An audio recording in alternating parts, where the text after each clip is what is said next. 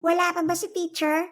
5 minutes na siyang late Nakakahiya naman sa mga estudyanteng maagang gumising para lang magkaroon ng reason ng pagpapasahod ng school sa kanya. Baka po nagmo-morning prayer po ang lahat ng teacher sa faculty room. Kaya nga matagal pa ba si ma'am? Parang kailangan ko muna mag-CR Natatai ako.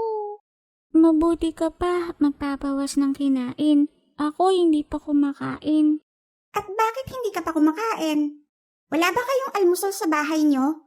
Sumama ka sa akin mamaya after dismissal. Marami kaming grocery sa bahay namin. Grabe naman ang pagka-rich kid ng Frenny namin niyan. Nagsasabi lang ako ng totoo, no? Yung iba nga, pinapatapon na lang ni mommy kahit hindi pa expired Kasi wala na kami mapaglagyan. Ang rich kid naman talaga. Ang boring naman dito. Good morning, class. Mabuti naman at nakarating ka na. Sinong nagsabi nun? Ikaw ba ang nagsabi nun? Hindi po ako yun, ma'am. Baka po tiyan ko po yung narinig nyo. Nagugutom na po kasi ako Hindi mo ba alam ang oras ng recess? Hindi ko na po maalala, Your Honor. Oh, bakit hindi lahat nag-good morning? At bakit parang nakakita kayo ng multo? Di po ba kayo yung nagtitinda ng balot? Yes, that's me. Bakit hindi na Christmas tree ang buhok mo? Hindi na kasi Christmas season, kaya flowers naman ang burloloy ng buhok ko. At bakit kayo nandito ngayon? Nag-aalok kayo ng balot dito sa amin? No, sideline ko lang yun. Teacher talaga ako. Wow! Ano naman ang makakawaw dun? Masipag kasi si teacher, kaya siguro napawaw si Kira. Hindi katulad mo. Excuse me! Masipag din ako, no?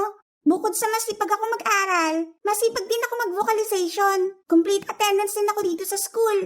At bukod sa voice lesson at piano lesson, i-enroll din ako ni mommy at daddy sa acting workshop. Dahil masipag ako. Di wow! Nagsasabi ng totoo ang twin sister ko. Masipag talaga siya. Hindi mo na ako kailangang ipagtanggol, sis. I can manage.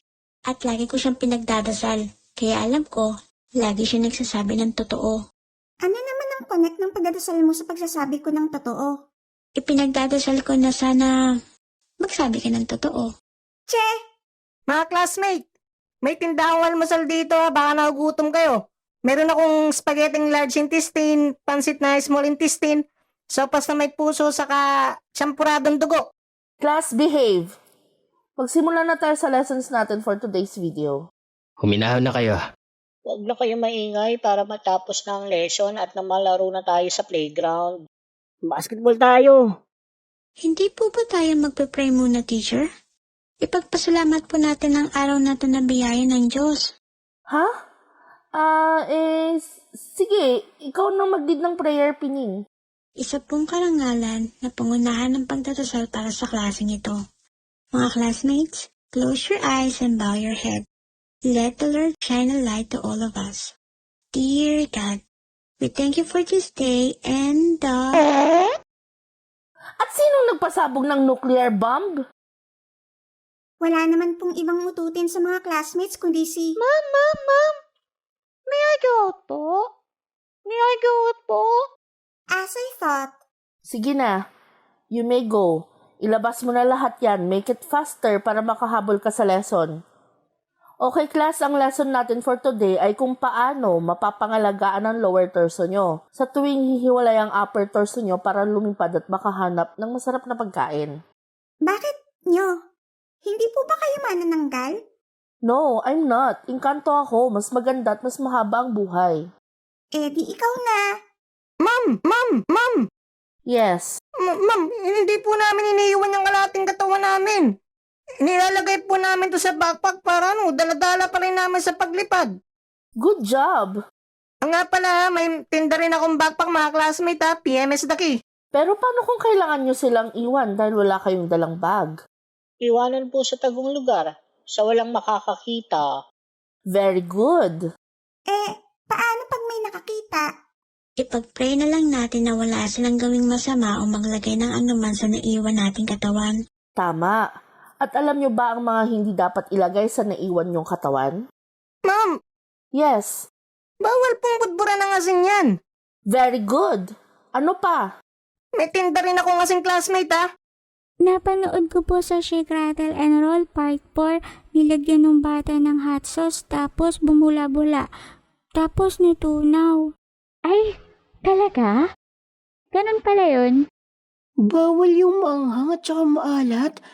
Bawal ang patis, toyo, siling labuyo, wasabi, tsaka sriracha.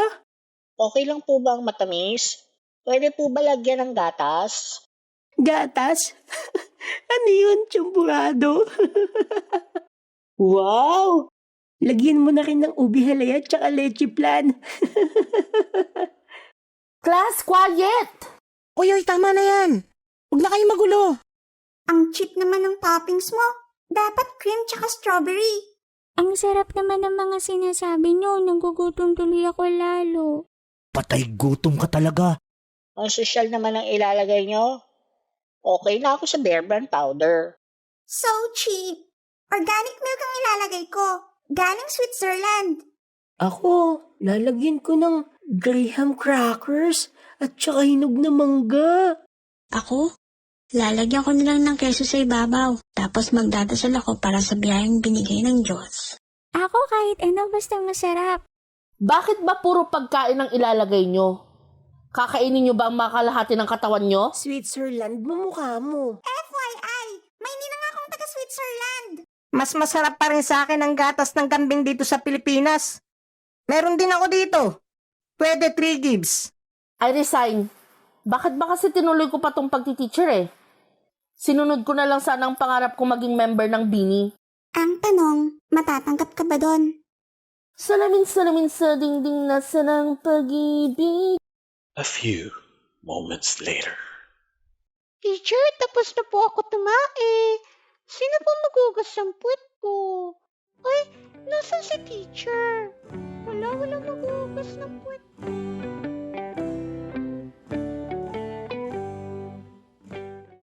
Salamin-salamin sa dingding na sanang pag-ibig.